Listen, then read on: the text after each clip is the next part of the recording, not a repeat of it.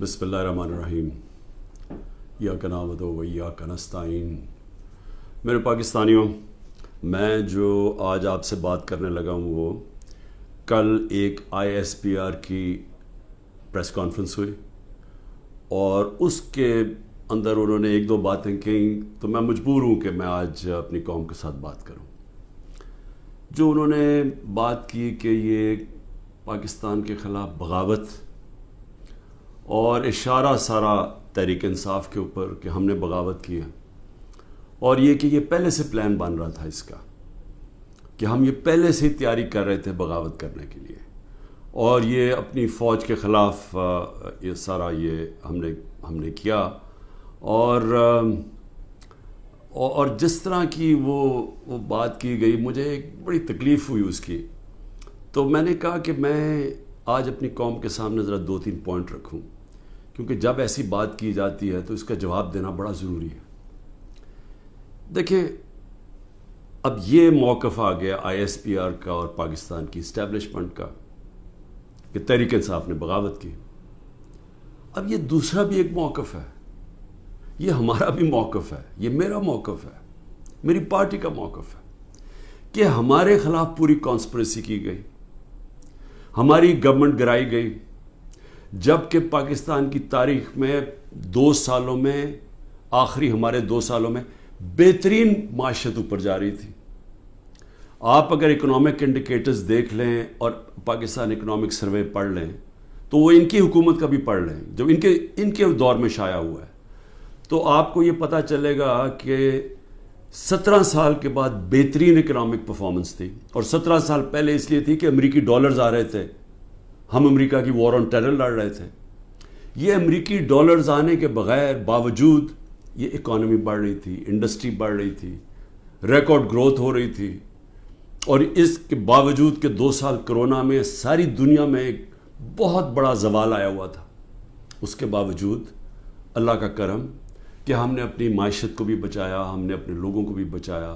دنیا نے اکنالج کیا کہ پاکستان نے جو قدم اٹھائے کووڈ-19 میں وہ دنیا میں مثال تھے۔ ایک امریکی ایک اکانومسٹ جو کام کرتا تھا ڈونلڈ ٹرمپ میں، اس نے کہا کہ اگر امریکہ پاکستان کی مثال لے لیتا تو کتنے 10 کھرب ڈالر بچا سکتا تھا۔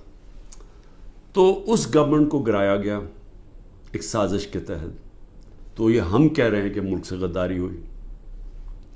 اس کے بعد 25 مئی کو ہمارے ساتھ جو ہوا، کسی پولیٹیکل پارٹی سے ایسا نہیں ہوا کہ وہ لانگ مارچ کر رہی ہے اور 2 دن پہلے گھروں میں گھس کے اٹھائے جا رہے ہیں لوگ، کتنے ہزار گھروں میں پولیس گھسی رات کے صبح کے 3 بجے۔ یہ پہلی دفعہ کسی پارٹی سے ایسے ہوا۔ 3 لانگ مارچز میرے خلاف ہوئی، بتائیں ایک بھی FIR کٹی؟ ایک دفعہ ہم نے کسی کو روکا؟ کسی کے اوپر ٹیئر گیسنگ ہوئی؟ اور ہمارے اوپر پورا ایک اٹیک آیا، ہمارے بنیادی حقوق فنڈامنٹل رائٹس کی وائلیشنز ہوئی، اور ہمارے اوپر ہی پرچے کٹ گئے۔ میں نے تب 26 کی صبح کو اپنے دھرنا کال آف کیا، کیونکہ مجھے پتا تھا انتشار کی طرف جا رہا ہے۔ جو پارٹی الیکشن چاہتی ہے وہ انتشار تو نہیں چاہتی۔ تو اس کے بعد ہمارے اوپر یہ نہیں ہوا کہ سستیاں کم ہوئیں، جب ہم 30 بائی الیکشنز جیت گئے 37 میں سے، باوجود اس کے کہ پوری اسٹیبلشمنٹ کی سپورٹ تھی یہ 12 جماعتوں کی، میرے اوپر قاتلانہ حملہ ہوا، مجھے قتل کرنے کی کوشش کی گئی، میں اپنی FIR نہیں کٹوا سکا۔ یہ بھی سازش تھی، کیونکہ وہ طاقتور لوگ بیٹھے ہوئے تھے، میں کچھ نہیں کر سکا۔ پھر جو JIT بنی پنجاب کی ہماری گورنمنٹ تھی، اس نے جو چیزیں سامنے لے کے آئیں، جب وہ چیزیں سامنے آ رہی تھیں کہ 3 شوٹر تھے ایک کی بجائے، وہ JIT کو سیبوٹاج کیا طاقتور لوگوں نے۔ سازش تھی، کیوں نہیں ان JIT کو چلنے دیا۔ اس کے بعد ہمارے اوپر میرے گھر پہ حملہ ہوتا ہے۔ ہم ایشورٹی بانڈ جب دے رہا تھا میں کہ جناب میں وہاں 18 مارچ کو اسلام آباد کے جوڈیشل کمپلیکس میں جاؤں گا،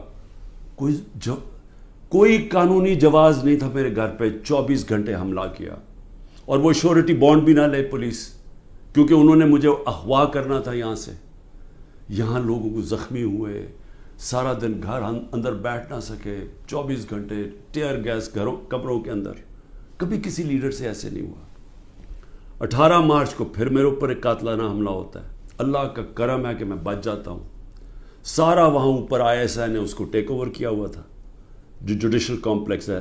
CCTV کیمرہ انہوں نے بند کر دیے. پوری تیاری تھی کہ عمران خان کو قتل کرنا تھا وہاں. وہ اللہ نے ایسا کرم کیا کہ وقت میں ہم باہر نکلے، اگر اندر چلے جاتے تو دروازہ بند ہو جاتا تو ختم تھا. وہاں بچا میں. اس کے بعد اگلے دن یہاں، 2 دن کے بعد 3 دن کے بعد ادھر ایک اور مرتضیٰ بھٹو ٹائپ قتل کرنا تھا. وہ مجھے پہلے پتہ چل گیا، میں نے ٹی وی پہ چلا گیا، وہ رک گئی بات. تو سازش تو کیا ہو رہی تھی؟ سازش یہ ہو رہی تھی کہ ایک پارٹی جو جیتنے جا رہی تھی الیکشن، اس کو پارٹی کو ختم کرنے کے لیے لیڈر کو ختم کرنا تھا. اور پلان تب سے ہی بنا ہوا تھا. کیسز شروع ہو گئے تھے مہینوں کے اندر. جیسے 70 سال میں ایک آدمی کے اوپر ایک کرمنل کیس نہیں ہوتا، چند مہینے میں آج 170 سے زیادہ کیس ہو چکے ہیں. یہ یعنی کون سے انصاف کا تقاضا ہے کہ ہر قسم کا جو ہر دوسرے دن کوئی نیا کیس ہو جاتا ہے. سارا میرا وقت ایک عدالت سے دوسری عدالت میں لگتا ہے. تو یہ کون سا، یہ ملک کی بہتری کے لیے ہو رہا ہے کہ ایک پارٹی، سب سے بڑی پارٹی کو باہر رکھنا؟ اس سے بڑی سازش کیا ہے؟ جمہوریت، سب سے بڑی پارٹی کو ختم کرنے کا مطلب جمہوریت ختم کرنا ہے، اور جمہوریت ختم کرنے کا مطلب آزادی ختم کرنا ہے. تو یہ کیا ملک کے خلاف سازش نہیں ہے؟ اور پھر جو 9 مئی کو ہوا، اب ISPR صاحب کہہ رہے ہیں کہ جناب 9 مئی کو جو ہوا ہے وہ ایک بڑی سازش چلتی آ رہی تھی، تو وہ سازش سامنے آئی، بغاوت. مجھے یہ بتائیں کہ میں جب یہاں سے، مجھے پتا تھا پکڑنا انہوں نے مجھے 9 مئی کو، میں اس سے پہلے ویڈیو ریکارڈ کر کے گیا کہ اگر مجھے پکڑنا ہے مجھے وارنٹ دے دیں اور میں آرام سے اپنے آپ کو آپ کے حوالے کر دوں گا. کوئی ضرورت نہیں ہے کہ یہ جو میرے گھر کے باہر ہوا کہ پولیس، 1000 پولیس اور رینجرز اٹیک کر رہے ہیں. سب کے سامنے جو ہوا کہ رینجرز بھی نہیں بلکہ وہ کمانڈوز تھے، انہوں نے اٹیک کیا، شیشے توڑے. عملہ جو بیٹھا ہوا تھا رجسٹری آفس کا اسلام آباد ہائی کورٹ، اس کو مارا، وکیلوں کو مارا، مجھے لگا ڈنڈا، مجھے اس طرح لے کے گئے جس طرح کوئی دہشت گرد ہے. غیر قانونی طور پہ مجھے پکڑا. کیا یہ بھی سازش کا حصہ تھا؟ کیونکہ اس کی وجہ سے اشتعال آنا تھا لوگوں کو. اور ہمارا موقف یہ ہے کہ اس کو استعمال کر کے ایک پورا کریک ڈاؤن کیا گیا جو پہلے سے پلان تھا. ہو ہی نہیں سکتا کہ 2 دنوں کے اندر آپ 10,000 لوگوں کو جیلوں میں ڈال دیں پکڑ کے، جب سے پہلے سے پلان نہیں بنا ہوا تھا.